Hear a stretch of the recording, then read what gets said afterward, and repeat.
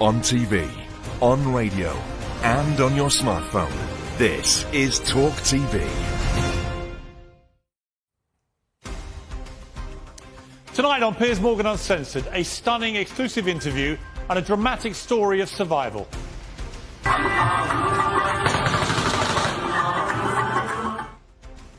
Imran Khan on his extraordinary escape from assassins.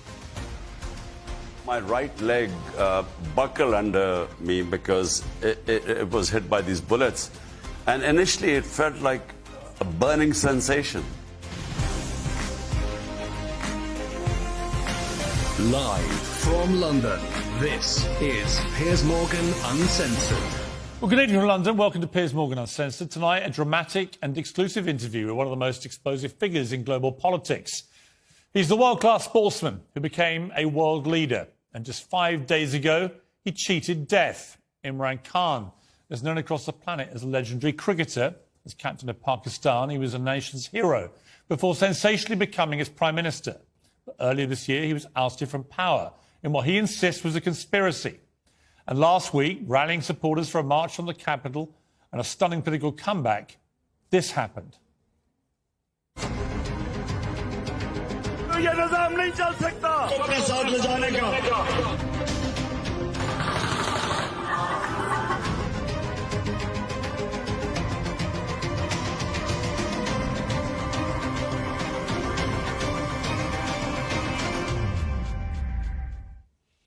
Well, that gun attack on his convoy killed one person and injured at least 10 more. A suspect was arrested after a supporter overpowered him. Tonight, for the first time on UK television, Imran Khan tells the full dramatic story of surviving his assassination attempt. In slow motion, I felt, and I honestly, even when I was lying there with these 3 bullets, I felt I'd been saved. He reveals his fiery views on the plot to kill him. The more my party got popular, the more we sort of swept the by-elections, the more danger to my life. His chilling fears for the future. People are so worried. In my country, right now, I've never had this feeling before because they know that the guys who missed this time will try again. And his verdict on Prime Minister Rishi Sunak and racism in the UK. I never thought that a day would come and Britain would be ready for an Indian origin Prime Minister. It's a remarkable interview. We cover lots of ground. And I began with a very sincere and heartfelt message. Well, I'm joined now by Imran Khan. Imran, great to see you. And it really is great to see you. How are you? Is my first question. Recovering, Piers. I've had 3 bullets taken out from my right leg and some shrapnel on my left leg. So one of the bullets has fractured my shin bone. So that would take a bit of time. But I'm recovering. Glad that it could have been a lot worse. You know, it was back in June that we spoke, and I asked you directly about how you felt about the threat of assassination. You were aware of a plot then to try and kill you. When I entered politics, I actually had conquered my fear of dying. But when that moment happens, when you start to hear gunfire, what on earth was that like for you? Do you know, first it sounded like firecrackers. And then, you know, my right leg buckled under me because it was hit by these bullets. And initially it felt like a burning sensation. And as I was falling, there were 2 shooters. One was on the left side, and he would have got me on the top body, but he was only 20 feet away. So this very brave person in the crowd went after him and went for the gun. So the gun went down, this pistol, which was on automatic.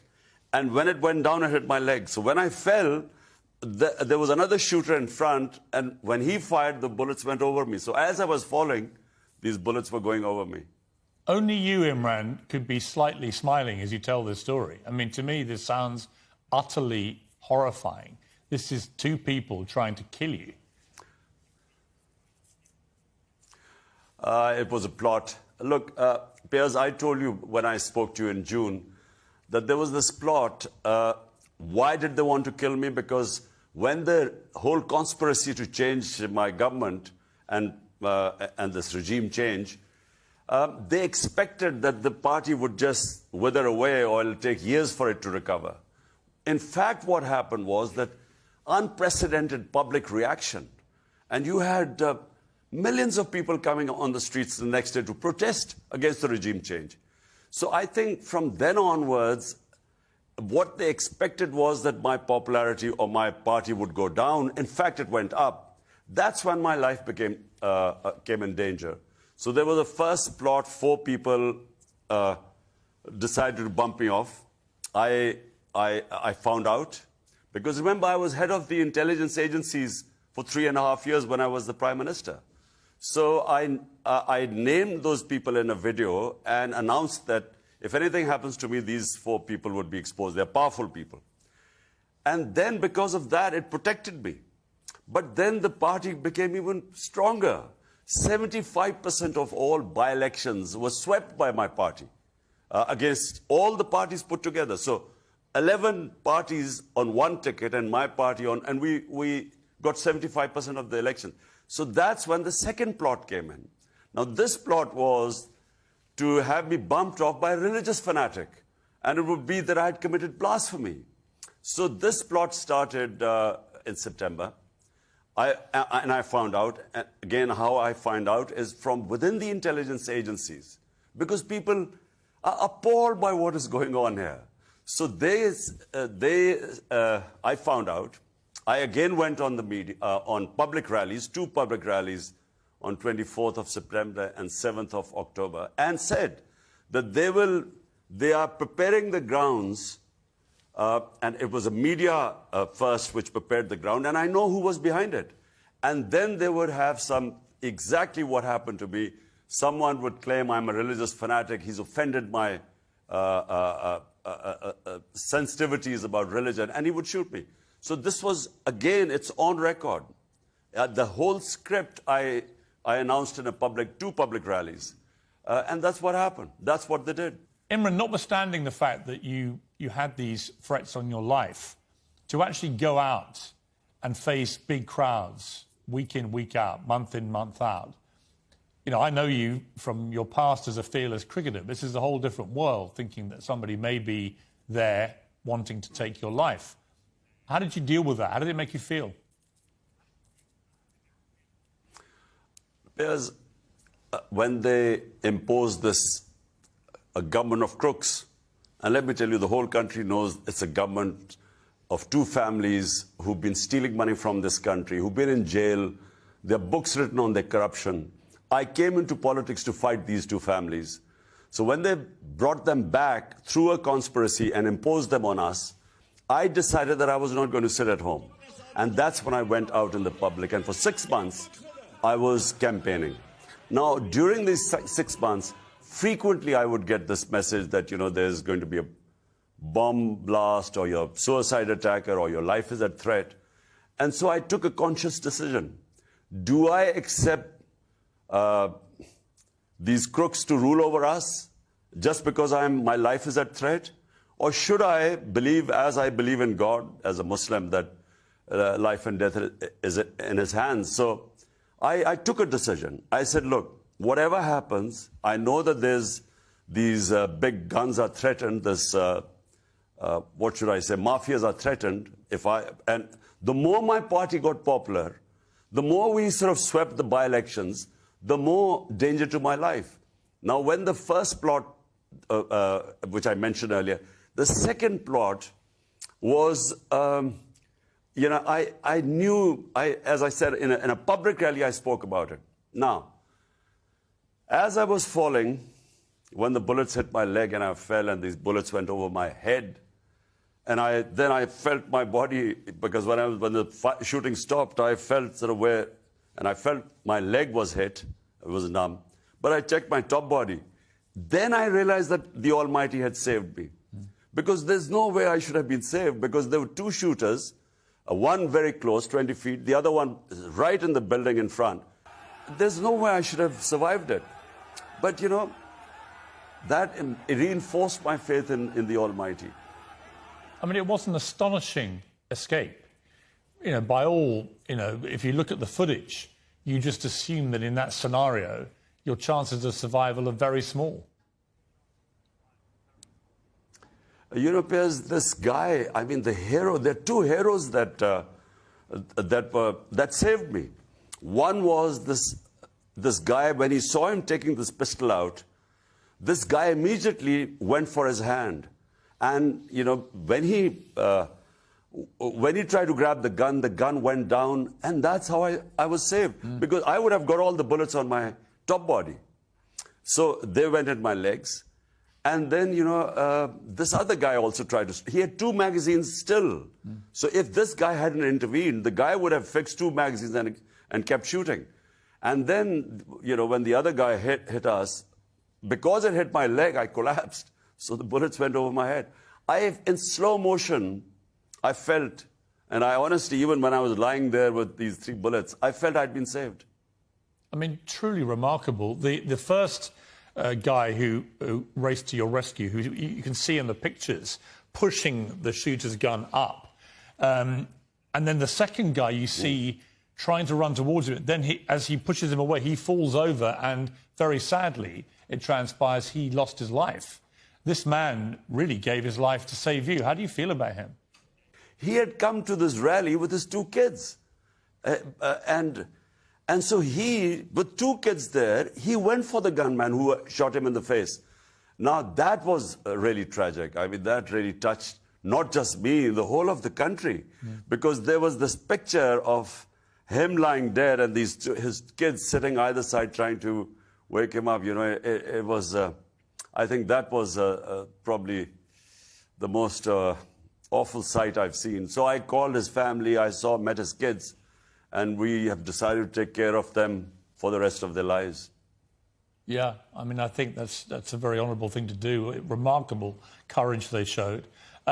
You also, Imran, you have kids back here in the UK, and your ex-wife Jemima was on Twitter saying how relieved that they all were to see that you'd survived this. But you know, in those moments, you must also... You're a father. You know, what were your thoughts once you knew you'd survived about your sons? Did you want to speak to them quickly? Because obviously they would hear about it perhaps before you could even talk to them. I did. Well, you know, I was driven from there. Almost took me 2 hours to get to the hospital which I built. You know, which is the best, for me, the best hospital in Pakistan, because 3 times I've been treated there and I'm quite scared of needles and stuff like that. So I went to the hospital, 2 hours drive. The moment I got there, then I spoke to my sons. And of course I spoke to my wife, both of them. My wife actually was remarkable. You know, you know, the fact that I was saved, she was quite relieved. But my boys were sort of quite worried, and I hope to see them soon. I mean, are they keen for you now to stay out of the public eye? I've got 3 sons in their 20s. I would imagine if something similar happened to me, the first thing they would want is an assurance from their father that I wouldn't be putting myself over the parapet. I know you, and I know how committed you are to this. I'm sure you want to continue. But is that on your mind, your sons, and how they feel? My sons, when they were younger, I'm talking about my older son was very sensitive. So when they were about 8, 9 years old, my older son, that's when he used to worry a lot, you know, and he always wanted me out of politics. But, you know, I feel that, you know, we human beings have a responsibility to our society. And this is the spiritual way of life. There are 2 ways. One is material yourself, the other is the spiritual. And some 30 years ago, when I went on the spiritual path, that's the only reason I came into politics, because I realized I had a responsibility being so privileged in this country. So therefore, you have to have faith. And faith is in God. And the one verse in the Quran that it's when the Almighty decides, it's not 1 minute before or 1 minute after. That's your time. So when I was lying on that, with these bullets, I knew I'd been saved. So it's so easy, and Piers, I've sat in a cancer hospital. I built this hospital for 5 years. My office was there. I saw healthy people coming and going in 6 months, or some being saved. So life and death, I feel, we worry too much that we have control over it. We don't. It's in Almighty's hands. What is going to be your response, Imran? Are you just going to continue putting yourself out there, going back on protest marches, continuing to fight your cause? Will nothing change? Well, no, the moment my leg heals, I'm going to be out again. But, people are so worried. In my country, right now, I've never had this feeling before, because they know that the guys who missed this time will try again. Public in Pakistan knows this, because these are powerful people. And they also are worried that whenever there are elections, my party is going to sweep the elections. All opinion polls, surveys, all these by-elections, they reflect that my party now is the most popular party in Pakistan. So because of this threat, and worried if I win, they are going to try again. We all know it. So I've doubled my security at my house. I mean, you are a remarkably phlegmatic character, Imran. And again, I go back to when I watched you play cricket and you faced the fastest bowlers probably the world has ever seen. And you did it with swashbuckling panache and audacity and courage. But it's one thing facing fast bowlers in a cricket match, quite another going back out after people have tried to shoot you dead and know that they may try again. Where are you getting this strength of character from? There's faith. I have, I never really had faith in my life till much later, at the end of my cricketing career. And it's very clear there are two ways of spending your life. One is, where you're conscious, the spiritual life, which is that there is a purpose to existence, and how much the Almighty gives you, the more responsibility He puts on you. So that's one way. And the other is living for yourself, which is very easy. I mean, even from after cricket, I never had to work after that. I could easily live a very comfortable life. So it was a conscious decision some 30 years ago. You're very passionate about who you think ordered this and executed it. But who do you trust in Pakistan to properly, impartially investigate this? Well, let me tell you that in the institution of the army, people are extremely upset what has happened. So it's not as if the whole institution is involved. I believe that this intelligence officer, I know there are two accomplices, and remember the intelligence services are under the Prime Minister. So there's the Prime Minister and the Interior Minister. So the only hope I have is that if the Chief Justice of Pakistan, if he asserts himself, if he now has this inquiry conducted through the Supreme Court, gets the people involved of repute. Already there's a case. There was the best investigative journalist in Pakistan, Arshad Sharif. He was he was talking about this regime change, and he was always backing my point of view. He was the #1 journalist. He was hounded out of Pakistan. The same intelligence officers were involved. He was threatened. He left Pakistan for Dubai. He went to Kenya. He was assassinated in Kenya. And as for the shooters, one of them we know was arrested. The second one that you claim was shooting has not been arrested. What do you think happened to that second shooter? I think the second shooter is at large. It's not just me. I mean, these bullets, because this shooter was on our left. The bullets that were going over my head and others, and in fact, there were eyewitnesses who saw him firing from a building.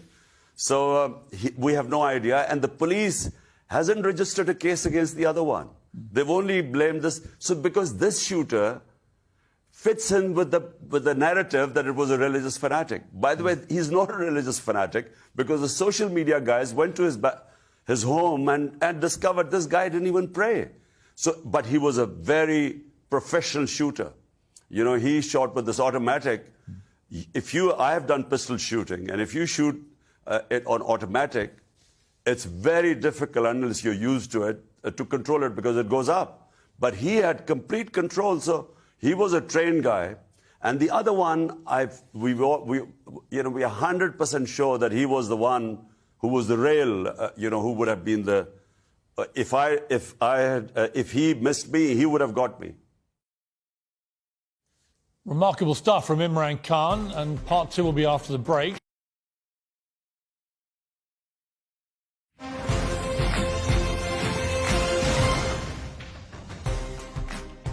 Well, welcome back. In my second half of my exclusive interview with Imran Khan, we talk about British Prime Minister Rishi Sunak and what the first Hindu British PM says about modern Britain. And a warning, there's some strong language here.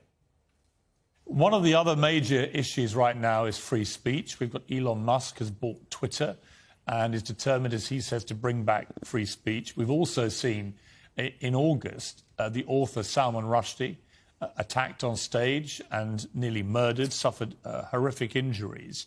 Obviously, that is a controversial subject in Pakistan, Salman Rushdie and his book Satanic Verses. What is your reaction to what happened to Salman Rushdie? I've already given my reaction, Piers. As you quite rightly have pointed out, it is especially in our country, it's extremely controversial. I mean, is it so controversial you don't want to say anything? I have enough issues right now to deal with rather than, have other issues on my head. I mean, I hear you and I understand it, but there were a lot of people who obviously would have felt that free speech should mean free speech, that what happened to Salman Rushdie was a consequence of a fatwa being put on him and somebody then executing that fatwa. Piers, look, I've commented on that issue, and there was a big backlash because people don't understand this, and I'm talking about where I'm sitting right now. So where you are from, I understand your point of view, but where I am, it is just going to cause, as it did before when I commented on it. So let me just pass on this. I mean, just as a final observation, you mean that it would put your life in even more danger should you continue to comment on it? Look, I have enough challenges already. I understand. Let me ask you about the US midterm elections, which have just taken place. Unusually, and, well, I think surprisingly, the Democrats and Joe Biden didn't get the heavy losses that they were anticipating and that everybody else was anticipating. What does that tell you about the state of American politics? What is your view now of the Biden administration? I know that you blamed them for what happened to you earlier this year. Do you hope to have a better relationship with them going forward? Look, Piers, who would not want to have good relationship with the United States? It's a superpower. And from Pakistan's point of view, we export our highest exports are to the US. And the most powerful and the richest Pakistani expatriate community are the Pakistani American in the US. So, it's unthinkable that you would not want to have good relationship with the US. There's only one issue I have. Pakistan and US relationship has been like a transactional master-slave relationship. When Pakistan is needed, we serve a purpose and then and we degrade ourselves. By the way, I don't blame the US that much. I think we allow ourselves to be used like a tissue paper. And it's humiliating as a Pakistani that, we got independence at the same time as India. India has, a very dignified relationship with the US. Every country wants to protect its interests. India stands for its interests. But what Pakistan has done is we've been like slaves. We've been used, like, for instance, the war on terror. Pakistan had nothing to do with 9/11. We were, the head of our state claimed that they were forced into this war by the US because the US would bomb us into Stone Age.